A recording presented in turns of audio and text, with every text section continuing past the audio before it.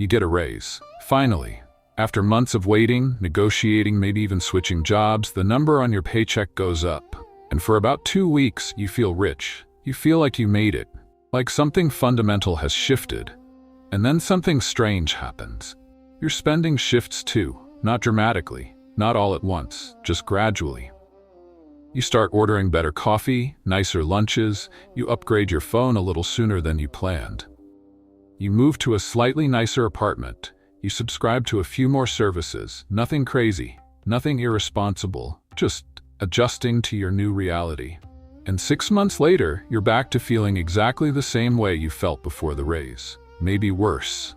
Because now you have higher bills, higher expectations, higher standards. And the money that was supposed to give you breathing room just gave you a nicer cage. And you wonder what happened. Where did it all go?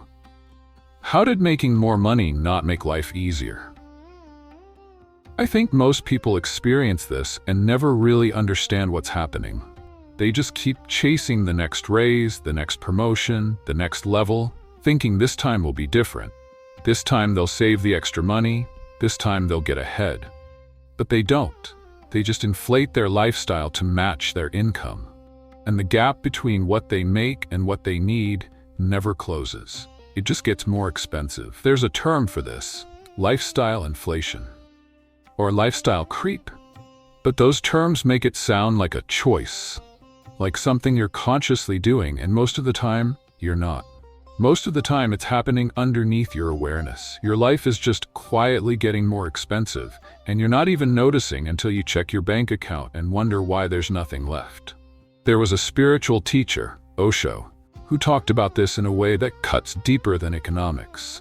He said people don't actually want more money, they want more status, more proof that they're moving up, more evidence that they're not falling behind.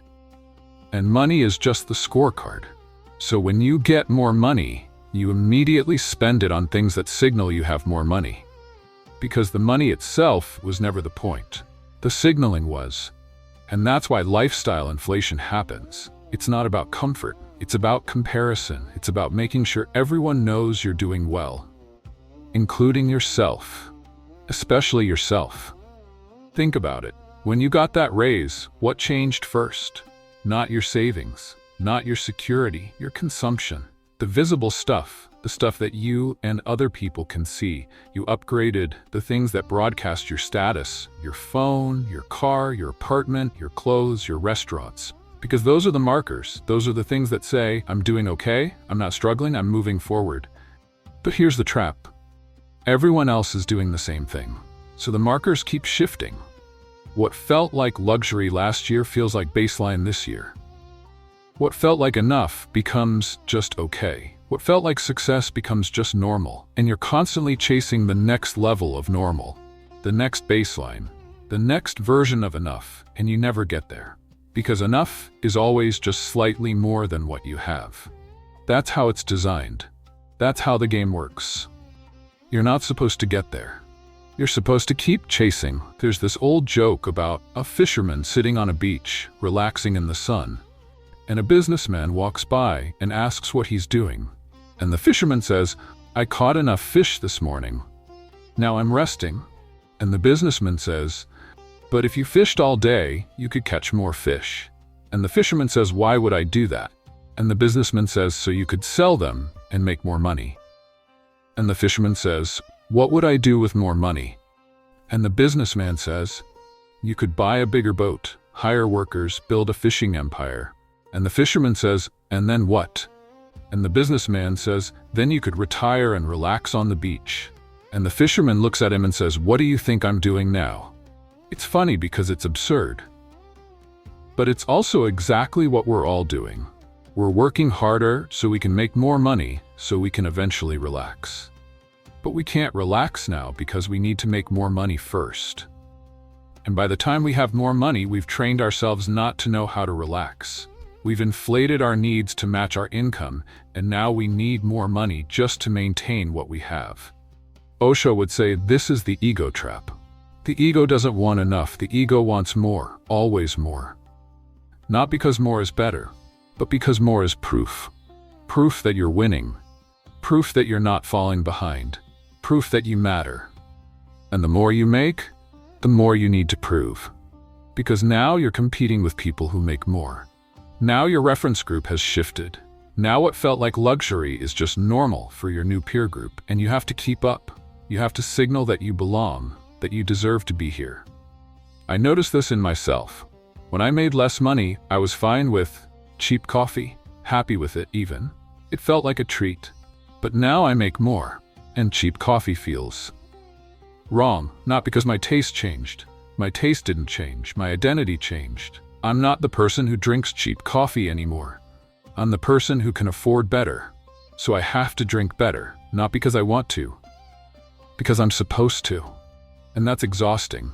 That's what lifestyle inflation really is. It's constantly upgrading your consumption to match your identity, and your identity is constantly upgrading to match your income. And your income has to constantly upgrade to match your identity, and the whole thing just spirals, and you're working harder and earning more and somehow ending up in the same place, just at a higher price point. And the weird part is, you're not happier. The research shows this. People who make more money don't report being significantly happier unless they're moving out of poverty. Once you hit a certain threshold, more money doesn't buy more happiness. It just buys more stuff, more expensive stuff, more complicated stuff, more stuff to maintain and worry about and compare to other people's stuff. But we keep chasing it, keep inflating, keep upgrading, because we've confused standard of living with quality of life. We think if we can afford nicer things, our life is better.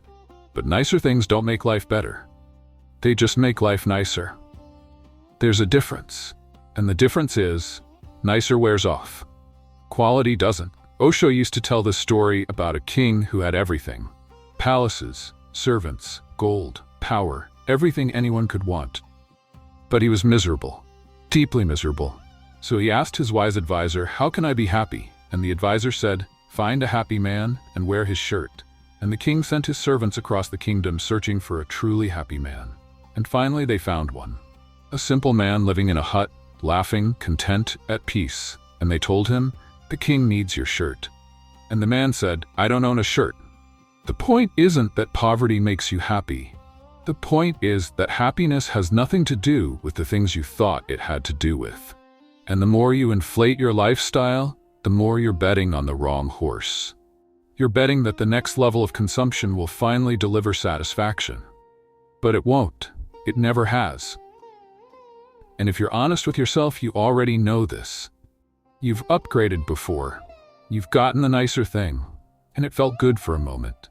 And then it became normal, and then you wanted the next thing, and the cycle repeated. And you're still waiting for the upgrade that actually satisfies, that actually feels like enough. And here's where it gets really uncomfortable. Lifestyle inflation isn't just about money. It's about time too. Energy too. The more you make, the more you have to work to make it. The nicer your lifestyle, the more you have to maintain it.